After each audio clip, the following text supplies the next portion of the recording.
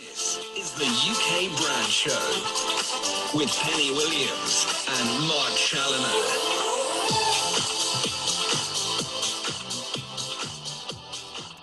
Well, good morning, good afternoon, good evening, wherever you are in the world. Hi, Pen. Hi, Mark. How you doing? I'm all right. See you?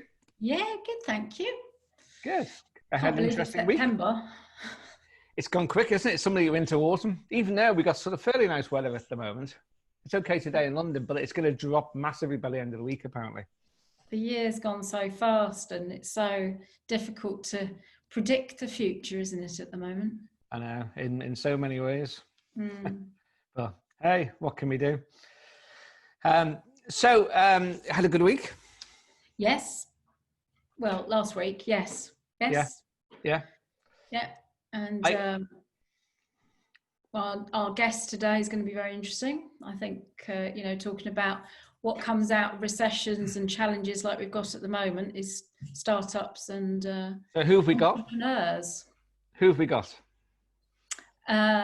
We've got the editor of Startups magazine, Anna, who's going to join us shortly to tell us more about how she's seeing the sector evolve and change, and a little bit about technology and how people are using technology. And if anyone's listening and wants to sing along, or perhaps not sing along, but follow along, you can go to startupsmagazine.co.uk. Indeed. And you can see what they're all about. It looks really good, actually. The website's really good, got some good content on there. It's very interesting. I noticed they do a podcast as well, which actually just links me into, not quite podcast, but similar, webinars. And I thought before Anna joins us, I thought I'd just share with you some stuff I was doing recently for a website about why businesses, big and small, might want to look at doing webinars in their business, if not before now. And I think lockdown and COVID and everything else has sort of led a lot of companies into doing such. Do you get involved in webinars at all? No, I haven't done so far, but I've had quite a few different invites and conference calls. And what's the largest call you've done in terms of numbers of people on a? Well, I do one for INMAR every week, the International News Media Association. Of course you do, yeah. And so I sort of source the guests and I host it, present it, etc. And the answer to your question is not a straightforward one, in as much as the way ours works is where it goes live. It's a live thing on a website. So I've got Sir Martin Sorrell coming on soon, talk about the future of advertising and stuff, which would be great. That would be interesting. Yeah.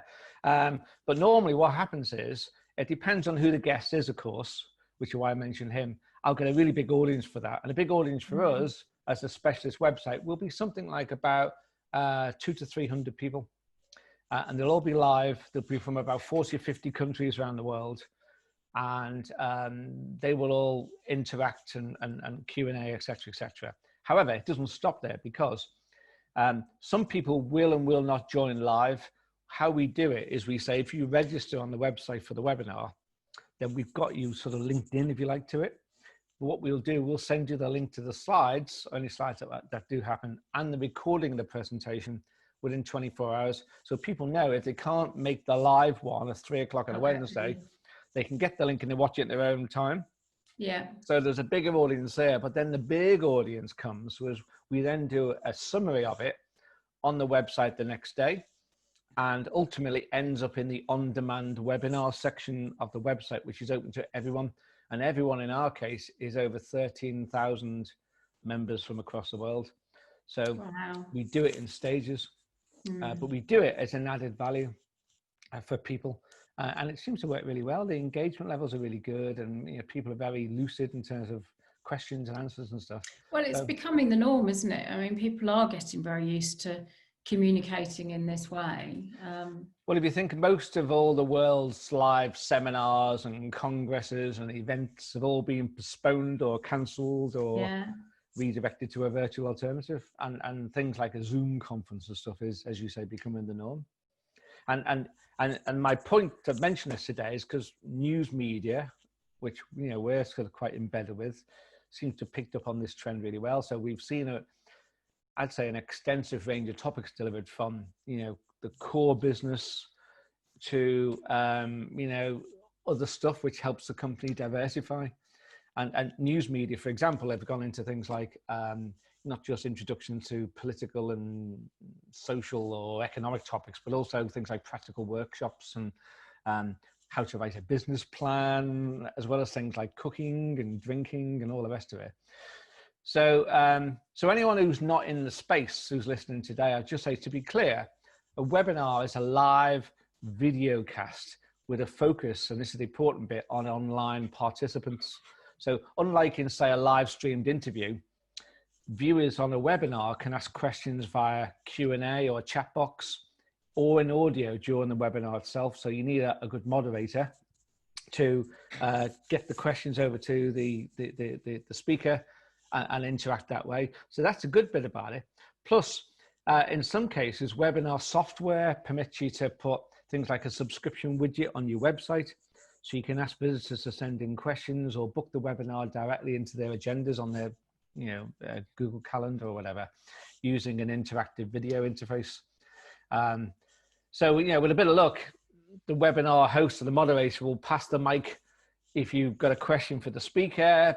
But, a quick look around for relevant software to enhance that, if you want to do that, you'll probably pay something in the region of about, say, £300 a year for a module to host up to 1,000 attendees, which is more than enough for most people, that's for sure. And if you want to check these out, as well as Zoom being the main thing that people are using as a webinar host, in terms of interactive software I just mentioned, people like Livestorm, it's one word, Livestorm, Big Marker, or Webinarium. It's not a webinar, it's called Webinar Jam, sorry, Webinar Jam it's called. So check these out, because they may just be useful. And whether you're a big company or a small company, they do, add to your proposition, I think. And I think there are two reasons why you want to embrace webinars. One, because of a business diversification. And secondly, for habit formation, you get your viewers to your websites, your visitors, to become loyal and come back. And we do ours, for example, on email once a week. And it's a regular thing. I always promote, next week, don't forget, register now, because we've got blah, blah, blah, talking about XXX. And I've just picked out a few examples of other media companies who are doing some really good stuff in this space. And, it's lessons to anyone, again, whether you're a big or a small company. The Guardian, according to its website, the company offers a quote unquote, I'm going to read this, a wide variety of disciplines, from creative writing, journalism, photography, design, digital media, music, and cultural appreciation. So you learn from the best. They bring in people. In their case, they pay people a fee to come and do it. And they're 3 hours long in their case, their sessions, as an educational thing, like a session. They used to do them live. I've been to one of their live events, but these are online, and they cost you something like about £50 a head. So they use it as a revenue generating thing, use the money they get to pay so that the people to talk, the expert. But in some cases, you'll have experts yourself internally who can talk about whatever your subject matter is in your business. Yeah, and people want to know a little bit more. It's a good engagement tool. Well, it's time saving as well, isn't it? All of this. It is. It means you can engage with more people in a quicker time frame. And you've got all your peers. So if I'm a builder, say, and I've got a website, I can talk about the ins and outs of a particular building, application or whatever, and how you do something from a DIY point of view. And around me, I can see there's lots of people who are interested in the same thing who I may want to interact with as well, either on the webinar or after. So, the Guardian sell tickets to their webinars. The New York Times, they set up a series of webinars for education school professionals. So after researching the needs of things like school teachers during the lockdown, for 8 weeks, the company hosted webinars on topics ranging from whatever this might be, argumentative writing, through to student podcasting and various subjects connected to the curriculum. So more than 4,000 teachers, students, and parents participated. So that's another good way of just engaging, in their case, perhaps a different audience than they would have done normally, just targeting niche subjects. The Economist, so they interview thought leaders on various topics during their webinars, and they have their thing called an Insider Hour, and it offers webinars on topics like agriculture and business, the ocean cleanup, reimagining business, and the webinar lasts an hour, and they're mainly sessions with industry and thought leaders interviewed by an editor from The Economist. So, and some of those insight hours they do are also sponsored. So it's just, again, a new way of targeting, taking bits of your content and just putting out there to perhaps a different audience, or your existing audience who just might want more engagement, and you encourage loyalty as part of all of that, of course. It's just so much more enjoyable, isn't it, to actually see and hear from someone than necessarily read. I think so, yeah. You know. I think so, definitely. And the other one I picked up is a big newspaper in Europe. They're based in Belgium, called De Standaard, not The Standard in Flemish. And they view webinars as a way of setting up a recurring agenda of topics that create habit forming when you're visiting the website or the app. So they do sessions. They've actually named it, and they call it, it's De Standaard. So they call their thing DS Live, which is a nice little hook. And they plan them every Tuesday and Thursday during people's lunch hour. So the webinar could be announced, in their case, on their popular midday news update, which is nice.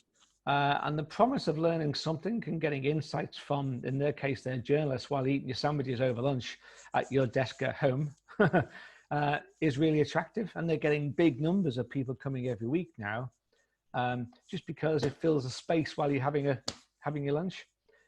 And I think it could be one of the key ways for making people more regular visitors.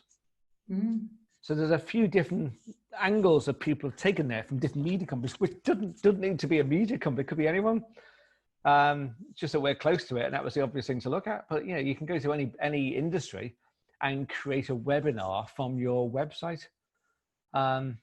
So I think that the motivation in their case, in the Standard, was to encourage habit forming and community building, and the business model they've yet to explore. That's to come next.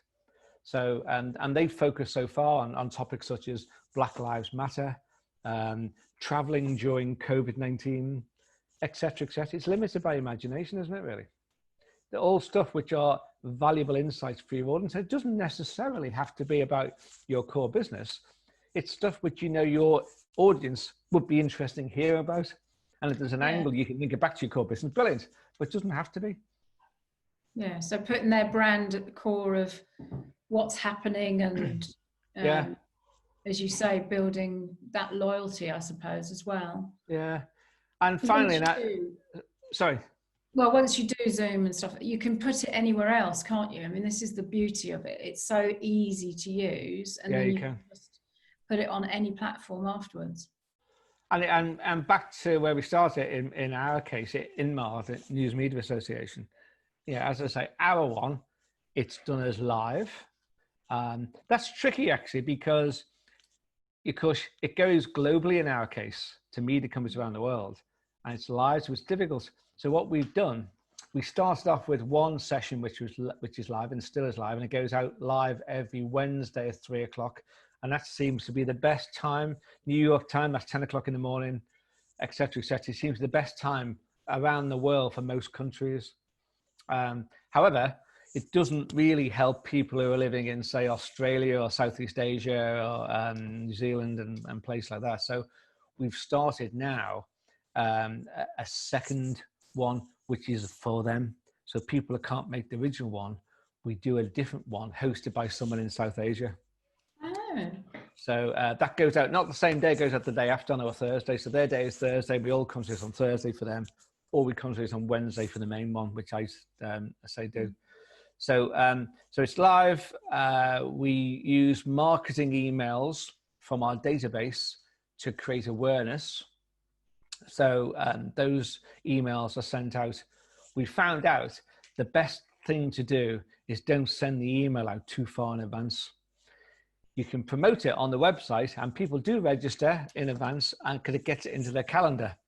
However, we always find, we found with experience now over say 2 or 3 years, send the marketing email out with all the details of what you're going to learn about 2 or 3 days before. So while we go send ours out on a Monday, and we get the biggest response doing that. It's just a strange quirk of webinars, maybe, but that works for us. And then a webinar, those that register for register by the website, whether they turn up or not on the day, because sometimes they can't make the live thing at 3 o'clock because of their own busy diary, they get a recording and the slides, as I said earlier, sent to them direct to their inbox within 24 hours.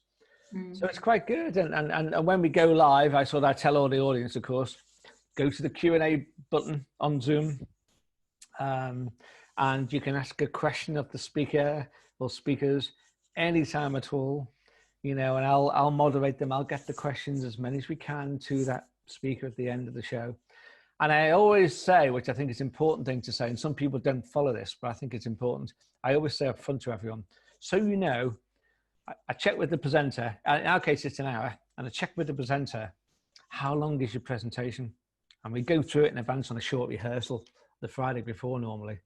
And the point of doing that is just to check the technology works, just to check there's no fancy builds, which are going to be lagging when you're trying to work it live. Just check there's no video, which may go slow. And I always encourage people not to put video in there if they can help it, because again, global webinar sometimes can be a bit fraught. So keep your presentation, your slides, if you've got slides, simple and easy to follow. And then I also say, which is the important bit, is I say to everyone up front, because I've checked how long the presentation is, I know I try and say to them, look, make your presentation 30 to 40 minutes max, because I want to get time for Q&A. I want to engage with the audience. They'll feel cheated if they don't have that opportunity. But I do say to the audience, and it's the important bit, your commitment today is an hour. We will hard finish on the hour. So you know that if you've got other stuff in your diary, you can get to it. At 4 o'clock in our case, we're going to finish at 4 o'clock. So do you think the hour is as much as people can take? Well, I don't think so. If you look at The Guardian, they're saying 3 hours. And when we did our World Congress recently, we did 2.5 hours each day. We sort of looked at the research, and in terms of listening to various presenters, it seemed to be 2.5 hours was a maximum people can look in a Zoom thing in one sitting. Yeah. But in our case, that was a number of speakers. It wasn't just one. But yeah, it works very well. So, and then let's say it becomes on demand, and the summary's open to all the website, and it just works. So it's just something people may want to consider. So the summary I'd say is use your internal talent or your external network for speakers and commentators, build loyalty, and perhaps even a new revenue stream if you can get these sponsors. Make them interesting and tailored to your audience. And they don't have to be about your core. It's just something which you know your audience will be interested in. Yeah. And you've got subjects you can focus on, and it becomes an added value, if you will. And then finally, it just allows engagement in perhaps new platforms for your audience, and it appears more one-to-one and personal with your audience than perhaps sometimes a faceless website. So anyway, it's just a thought. Good advice. And hello, Anna. You've joined. Hello, Anna. Hello, how are you? I'm good, thank you. How are you? Yeah, not too bad, thank you. Well, thank you for coming on the UK Brand Show. No, thank you for having me. We're grateful to have you on board. And we were just talking earlier, your business model and what you're doing looks really interesting, particularly in the current times. So we'll sort of get straight into it, if that's okay, and ask you a few questions. And yeah. Free to add to it whenever you want to. My co-presenter, Mark Challinor, is in the middle. Hello. Hi, Anna. I've just signed up to your website. I've got to say, I'm very impressed with it. It's very good content. Oh, good. I'm glad to have you on board. Okay, so if we just sort of kick off with telling us a little bit more about you, how you got into Startups Magazine, and about the magazine itself as well. Tell us the concept.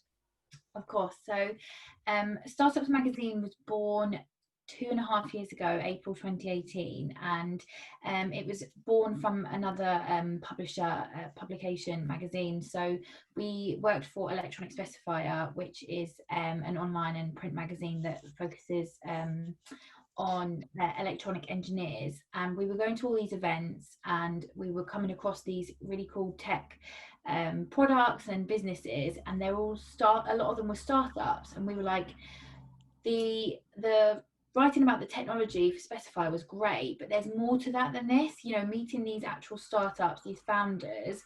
It was more than just the tech product, it was their story, their journey, you know, their team, and kind of the startup industry itself. So we were like, what do we do with all this content?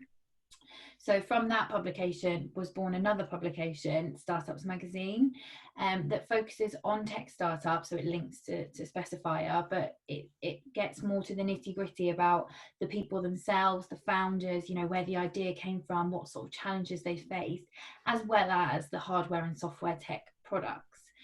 So yeah, it was born 2.5 years ago. I've worked on the publication since the beginning, since we created the idea, and then officially moved up to editor earlier this year, just before the pandemic. Oh, lovely.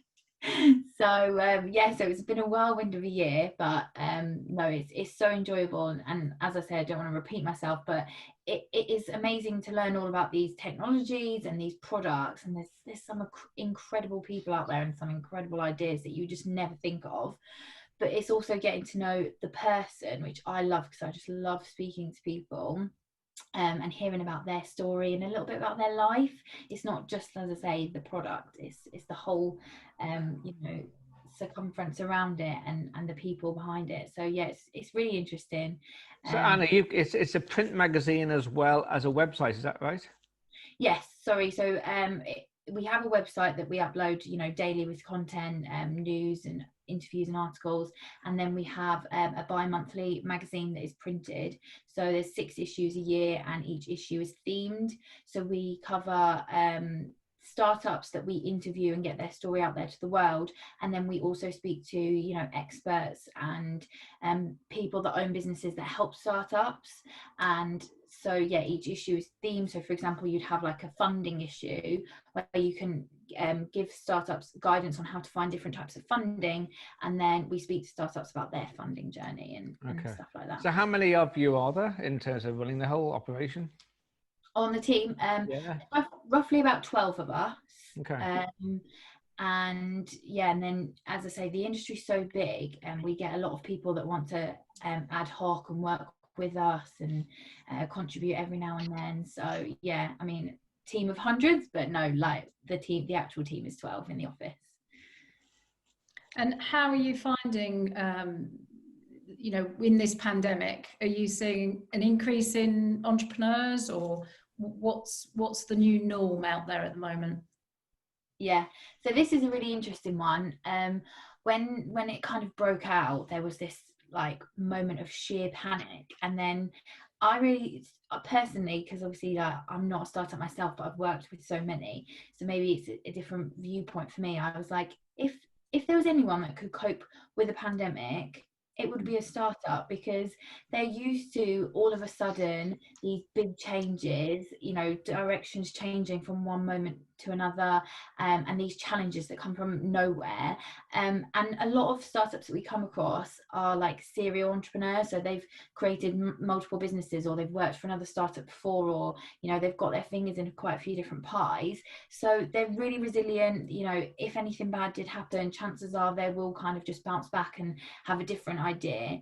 And speaking to a lot of people during this time, it was really interesting to find out that in the last recession, some of the biggest startups were created. So the likes of like Uber and WhatsApp and Slack itself was created during the last pandemic. So I was like, all these startups that may be struggling right now, because as a new business owner, as a startup, there are challenges regardless of a pandemic, and then obviously to be faced with this, it will be extremely difficult for some people, but it has brought a time for certain people to just sit back, have like 5 minutes, well obviously a bit longer, but have that time to be creative and, you know, think of other businesses or other directions that they can take themselves in, or that are kind of, you know, society needs.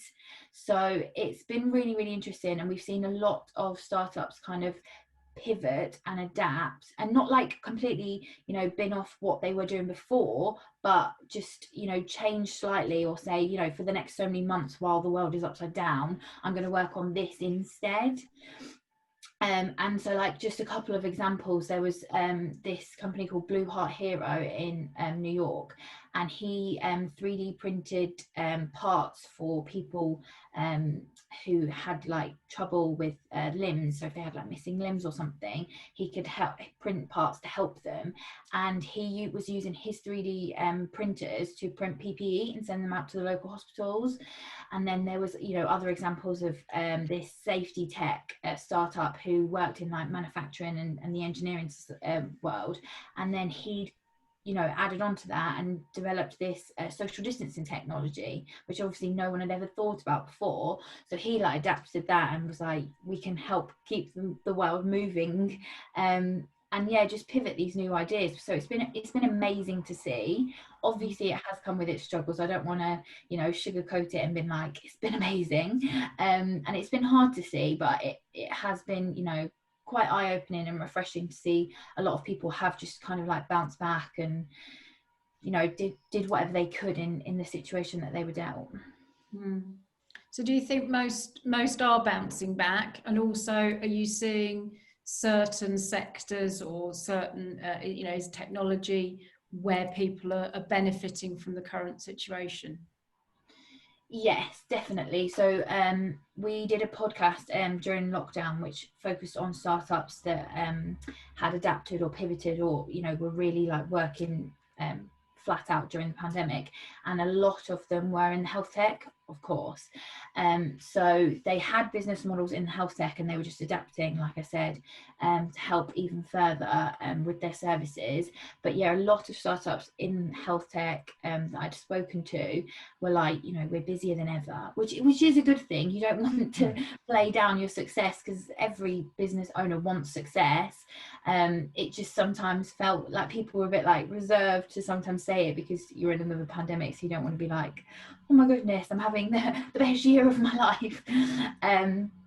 But yeah, so there were certain areas where obviously like things really, really came to a standstill. So we spoke to another business that was in the hospitality sector. So again, it was a real struggle for them, but they managed to pivot and adapt and develop this software that was helping businesses turn from restaurants to takeaways, and, you know, really help them along that adjustment period so that they could still carry on making money in any way that they possibly could. So yeah, there has been some areas, but I haven't really seen, you know, any businesses completely go under, which is obviously a good thing. I mean, people don't want to shout about that, so maybe that's just one of the reasons why. But yeah, like I say, it just seemed that this industry, if anyone could cope, it would be these guys. So they're just doing whatever they can and helping in any way that they can. I guess technology is as you mentioned, is a huge thing here in terms of helping people either pivot or become more agile, or just be able to thrive in this weird world we're living in suddenly. And one particular technology which I think has come to the fore is AI. I mean, what's your view of the future of AI? Penny and I have had guests on here in the past, technologists who basically have different views on this. You know, everything from, by 2045, you know, human beings will be, you know, a subspecies to computers, and we'll all be just doing menial just stuff because the computers are everything. What's your view? It's really funny because we just did our most recent issue on AI, so I've spoken to a lot of people about it, and there's a real mix of people's opinions. You know, the super negative, it's taking over the world, and then the in 5 years time we're going to need it, you know, it's going to save the world sort of opinions. So there is a real mix. I just think with like anything, it's a natural human trait to be scared by change and something that is new. So for a lot of people, it is new that, you know, they don't work with AI every day. So they're like, oh, a bit reserved about this. But I do think both opinions are a bit extreme on each side. I think AI definitely is going to have its benefits and its, you know, its negatives like anything. So, you know, it can transition, and I think it's proved that during the pandemic, not just AI, but technology has really helped.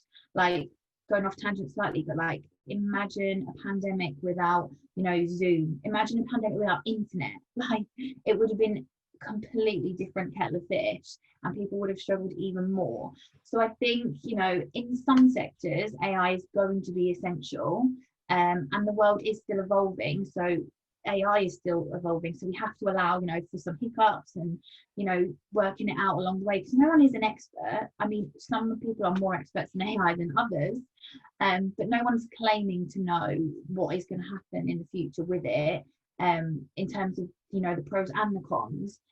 So I think it's a lot more complex than people fully understand. It's not just as simple as a yes, no. And as much as people think, oh, it's taking over the world and, you know, robots taking over our jobs, we are still fully in control at this moment. Don't get me wrong. I mean, in 20 years' time, it could be different, but we are still in control as humans. And it depends on what sort of data that we are feeding AI as to what sort of outcomes we're getting. And it's not just as simple as a, you know, AI can provide you with a yes, no answer. It's so much more complex than that. And people don't plan. I think that's right. I think that's right. And someone made a point on the show here, actually, that you know, every time you speak to Siri and every time you do, you know, some interaction, you're contributing to the downfall of our economy and everything else in the long term. Whether that's true or not is open to debate. It's so interesting as well, isn't it? Because you know, I was a little bit more reserved about AI, say 2 years ago, than I am now, obviously working in the tech sector. I couldn't imagine my life without Alexa, and like that is, like you said, a massive contributor to, you know, the future of how technology is shaping up, the amount of how much people rely on it, how much people use it, how much people, you know, feed it information without even knowing about it. And like, I don't think there's necessarily, well, there is obviously some harm in the amount of information that people do give out, but I think the information that we give out can be useful. I just think people need to understand it more, like what information they are giving out and what kind of repercussions that does have. And as long as they're comfortable with that, like, I'm not talking obviously bank details and being hacked, but like, even just, you know, your name, your address and your email to certain companies, that's going to have massive like effects and repercussions on so many different things that people don't realize. I think dovetailing into that is the whole thing about social media as well, and I'm particularly interested in your views on this. I don't know if you've seen, or have you seen, Penny, on Netflix, there's a 90-minute documentary at the moment there called The Social Dilemma. And if you haven't seen it, I'd encourage you to do it. You may never use Facebook ever again if you've lost your thing, because it's sort of made by all these senior tech experts from Silicon Valley have now left because they didn't like the practices and the work ethics and whatever. And it basically just shows how we're just not in control of anything. You know, we think it's a free platform, but there's always a price to pay, and we are the product really, and we're being manipulated for their advertising benefits. And I won't even start to go into detail now. Watch it; it's really excellent. But then it goes into how, you know, using the tools that are available now. The Russians, for example, meddled with elections, and they didn't hack into it at all. They just used what's there in front of them. It can be a dangerous thing, and they were saying that fake news can move around the internet 6 times faster than real news, which is a scary thought, and it's an unfair playing field. And what's your view on all of this? I think the scariest thing with fake news is when this whole buzz around fake news came out, and it was like, you know, you can't trust what you read. I was like, well, surely you'll be able to tell what's fake news and what's not. You know, it's not your bog standard April Fool's news stories. You know, every day, every year you look and you're like, oh, that's obviously April Fool's. They're so realistic. You know, it's just slight details sometimes that they're changed. It's like Chinese whispers, isn't it? So I can say, oh, today the sky's red, and then it passes on to you, Mark, and then to you, Penny, and by the end of the thing, it's a completely different sentence. So I think that's one of the harms with fake news. It's not as black and white as being like, this is a completely made up, absolutely ridiculous story. It's just tiny little snippets that are changed as and when, and it's really hard to identify them from others. And what about social media generally? Yes, social media is definitely a tricky one. A part of my job and part of so many businesses out there, social media is imperative, you know, to interact with your customers, to get different messages and, you know, promotions out there, and just, you know, connect with people. Like the amount of times I've found people like on Facebook, on LinkedIn, on Twitter. It is such a powerful tool that can be used to benefit, but at the same time, it is getting a little bit out of control now, and there is always that worry. You know, once you put something out there, you cannot take it down. You can delete it, but that doesn't necessarily mean it's gone. And I'm definitely from a generation from when I was younger, but I definitely put too much on social media.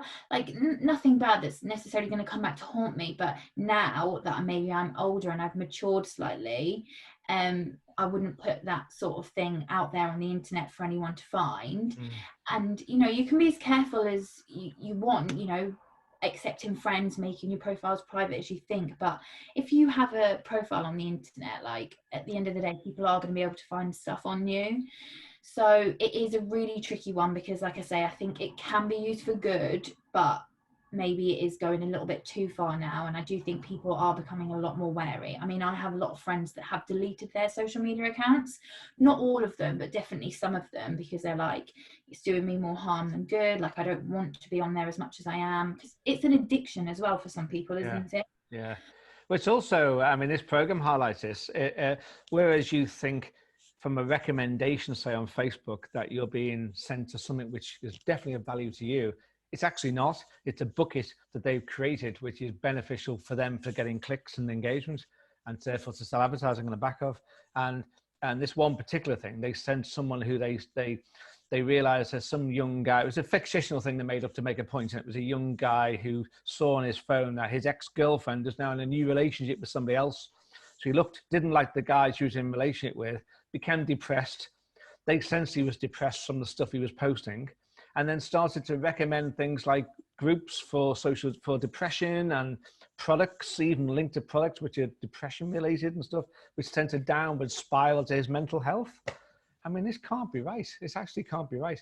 And then it fictitiously said, you know, what do Facebook think about this? Like, no, let's concentrate on the advertising. There's no one thinking of the human mind and what's good for you and what's good for me in terms of our newsfeed.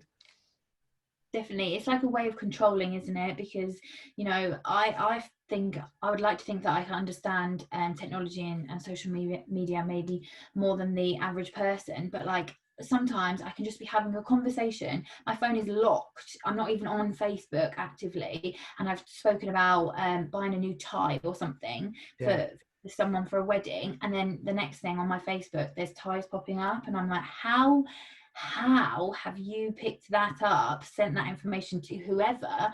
And then it is scary. Yeah, I think regulation's the answer, actually. As a media guy myself, where we've been playing on an unfair playing field with the social platforms for years now, they need to be regulated. When I've asked them directly to their face in a conference, head of Google, why, what are you? Are you a media company? And they went, no, we're a technology company.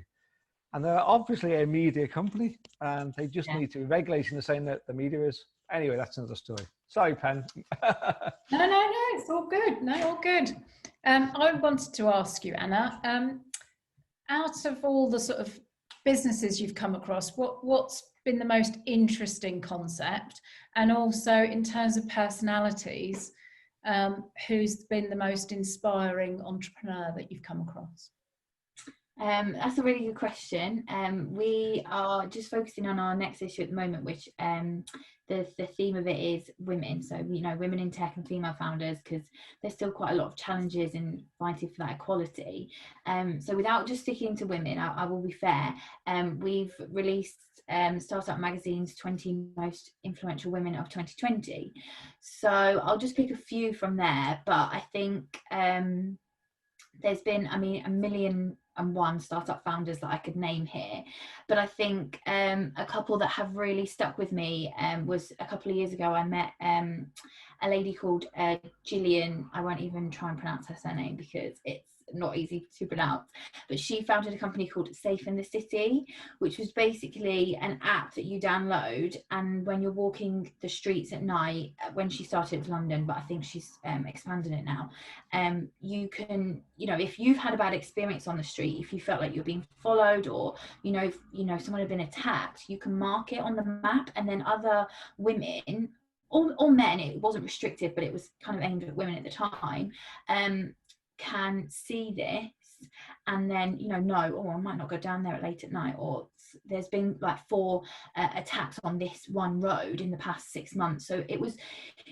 something designed by a woman that had obviously been through something herself that she felt uncomfortable with, and took that and made it into a massive positive, to help other people in that situation. And I think they're definitely the ones that stick with you the most, because it's people that have done something, maybe been through a negative or taken something not great and turned that into a massive positive that will help other people.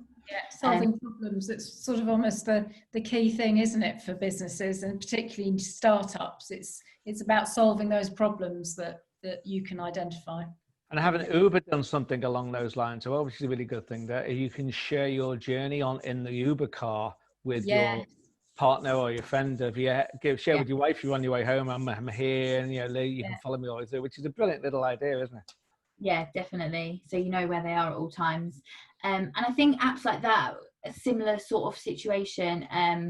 I've just spoken to one literally recently for the next issue, and this lady has developed an app which is it was designed originally for people who were deaf and hard of hearing to connect with the emergency services. And I was like, I'd never thought about that until you literally told me right now. But if you are deaf or hard of hearing, how do you phone 999 and say, I need some help, I'm in a situation?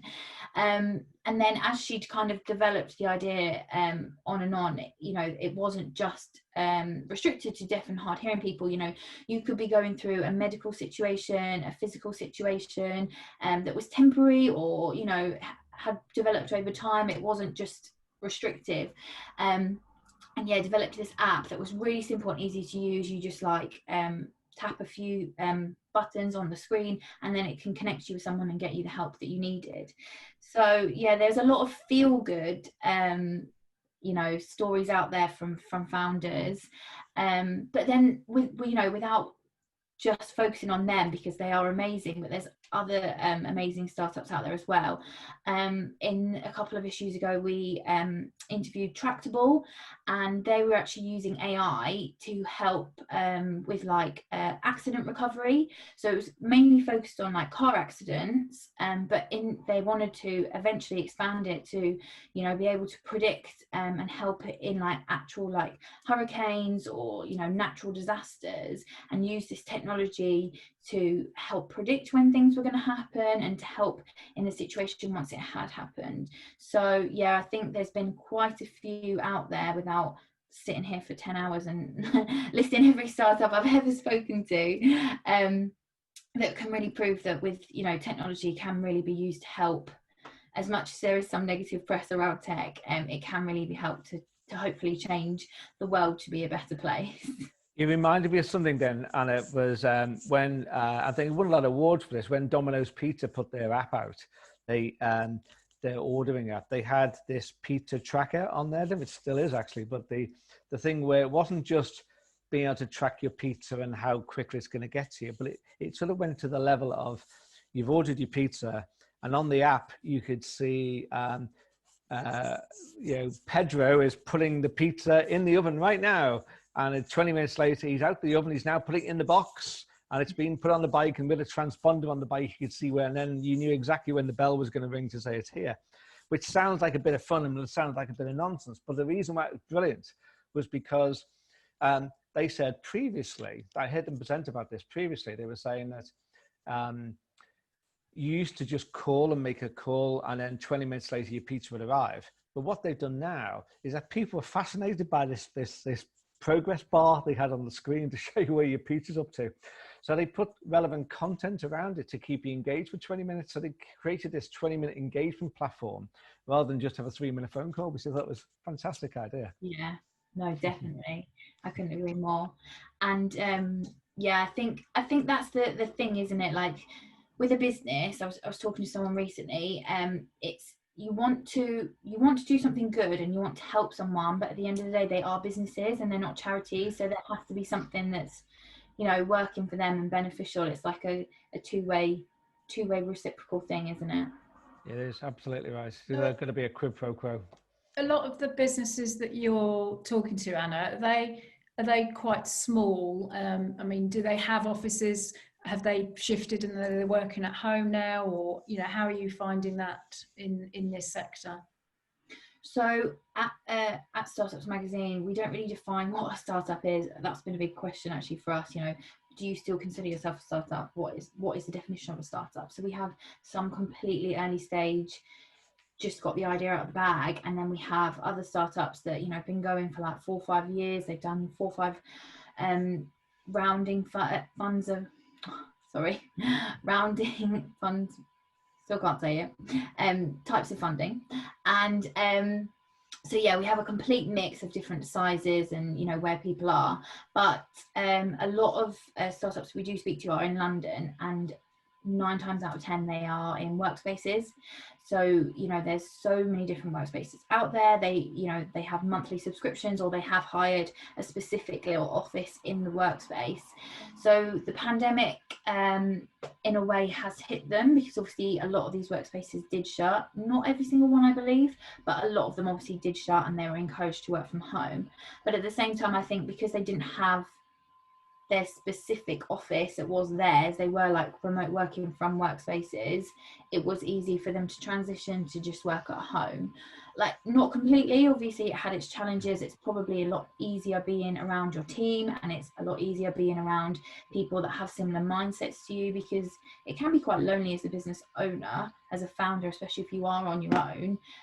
So being in the workspaces around people that have similar mentalities or in similar situations to you can not only help your mental health and probably help your business, but it'll just it keeps you happy, and it probably makes you want to get up and go to work more than just, you know, waking up and going downstairs to your living room. So yeah, it has been a challenge for some of them, and obviously a change, but not completely, you know, not like your average 9 to 5 office worker that had their set offices and their set desk every day and then had to make that big change.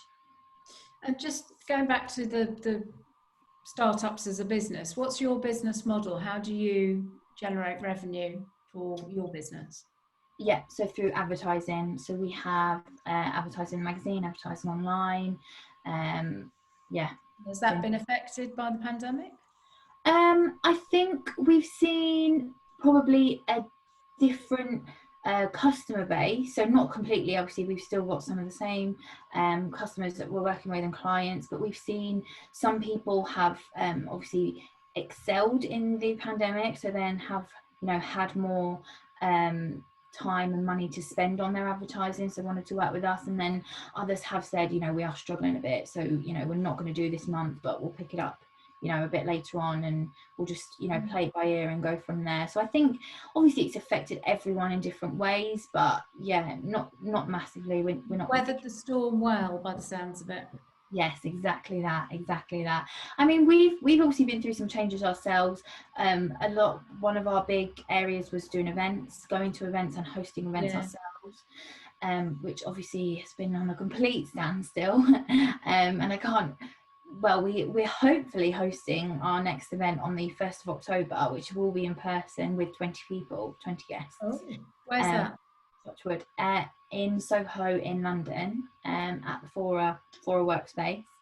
So yeah, they've been open. They've been really good, and they've got loads of social distancing in place and lots of, you know, rules and regulations. So we're allowed to go. It's a maximum of 30 people. So obviously there'll be like staff, and then there'll be 20 guests allowed to come. So it's a first come first served basis. So fingers crossed we're allowed to go ahead with that, because I think a lot of people are ready for that. At the same time, there are some people that are not ready for that at all, are still very apprehensive, and that is completely fine. Everyone is different. But I do think that there are some people that are getting itchy feet. They were going to events like 4 or 5 times a week. And, you know, webinars have been an absolute godsend. They've been so useful. We've done a few, we've had really good response. But nothing will beat that event, meeting someone, having a drink after work, you know, talking about business, but then also getting to know someone as well. Like, you go to these events to learn and to take something away, but 9 times out of 10 you will be just making connections that, you know, later in life you'll be using, or they'll connect with you, you'll connect with them, because it's, you know, something that I can tell you, Anna, I'm getting really itchy feet. I'm a huge live music fan. I do a gig a week normally. You know, it's just need to get out and do something again soon. I was saying to Penn before you came on, I'm actually going to the Greenwich here in London, the Greenwich Comedy Festival this weekend in the grounds of the Naval Museum here. Oh, wow. And it's an outdoor event with a lot of big names from comedy, Bill Bailey and people like that. And I just don't know how it's going to work, actually. It's going to be really intriguing to see how an outdoor live event's going to work. We've been given a specific time to arrive. We're all going to be socially distanced, apparently, but you order your food and drink in advance, etc. And I just don't know how it's going to work, but we'll see. Yeah, I think, you know, as much as it's still not normal yet, we have to start making small steps, because it's, you know, people keep talking about the new normal or when life goes back to normal, but it's not just going to be like everyone wakes up one day and there's no cases and everyone can just go back to the way life was. It is a gradual thing, so it will be a lot of steps, like you're, you know, going to these little events, or us hosting a much smaller event between people, getting used to that for a little bit and then taking that to the next step, won't it? So it is really interesting to see, and yeah, I'll find out how your Saturday night goes. Yes, indeed. I've got one final question for you, actually, which is about, so I've just subscribed to your website, so I'll get access to all the content, etc. I love your little spinning wheel, by the way, on the website. It's a really cute little gimmick, good little widget there. It's good. Thank you. I was going to ask you about, how do you use the data that you get from your subs? Do you do anything with that, or do you, in terms of profiling, or make a better experience, or whatever? Well, yeah, how does that work for you? Or do you just use it to, you know, to liaise with people? I don't know yet, because I've only just joined. No, of course. So yes, when you subscribe, it's free to subscribe, but obviously we then take your name, your email address, and then we have a database that we send a newsletter out to every week. And we then look at how interactive and engaging people are. So then we will send other newsletters and other bits out to people that are super engaging. We don't want to bombard people that want to be subscribed, but, you know, probably don't want an email every 3 days or so. Yeah. So yeah, we take that data and look at, you know, who wants to be a part of this community and who really wants to be a part of this community, and reflect on, you know, how we interact with these people, and then when we host events, people can sign up without subscribing. So you can sign up to an event and give me your information, and then if you say, I don't want to subscribe, I don't want to be a part of this community, that's absolutely fine. After the event, we'll send you all the information from the event in case you wanted to read up some more, and we'll say one last time, are you sure you don't want to be a part of us? Like, can we please invite you? And if they say no, then we just remove them, and then, you know, right. Okay. They're on a database that have once interacted with us, but they're not interested in receiving our emails currently. So yeah, we have a look at, you know, obviously our readership, you know, where people are based, ages and genders and stuff like that, and we do like readership surveys with all of our database and our community on social media to find out what people are interested in, what they want to see less of, what they want to see more of, and try and tailor that to them. And then when we plan our issues for like next year, and podcasts, magazines, events and stuff, we try and tailor that to what people are telling us. So we do try and listen to people as much as we can. Great. Well, I love what you say your contents have, from what I have seen of it so far. And I loved, there was a particular thing that caught my eye, actually. One of your past editions in your archives, it was all about building an app and a visual guide to building an app and the steps you should take. I thought it was really engaging. It was really well designed and well written. So congratulations, really good. Thank you. Thank you very much. Well, thank you very much, Anna. We really appreciate you spending some time with us, and you can watch this again on YouTube or on our listen again on our website, which is the ukbrandshow.co.uk. So link across to us. Perfect. Definitely will. Thank you so much for having me. It's been great to chat to you guys. Thank you, Anna. It's been great. Thank you. Joining us. Bye now. Bye. Bye.